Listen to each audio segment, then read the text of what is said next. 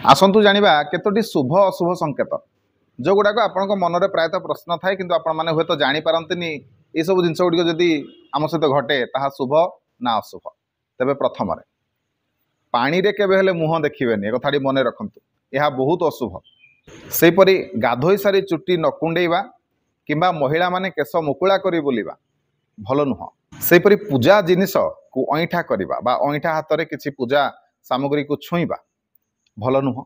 गुरुजन माननकु जानतरे हो अजाणतरे हो गोईठा मारिबा बाजी जीवा गोड़ हाथ बाजिबा भल नुह।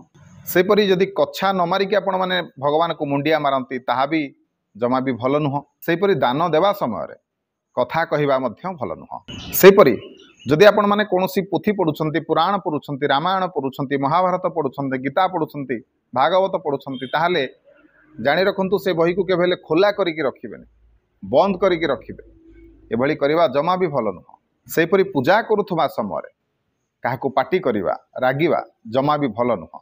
तेणु ये सब कथार निहाती भाव में पालन करंतु निहाती भाव में आपणक पई बहुत भल हम आपणकर बहुत मंगल हम। वीडियो भल लगिले वीडियो को लाइक करंतु शेयर करंतु चैनल को सब्सक्राइब करंतु। रहिली जय जगन्नाथ जय शिव शंभु।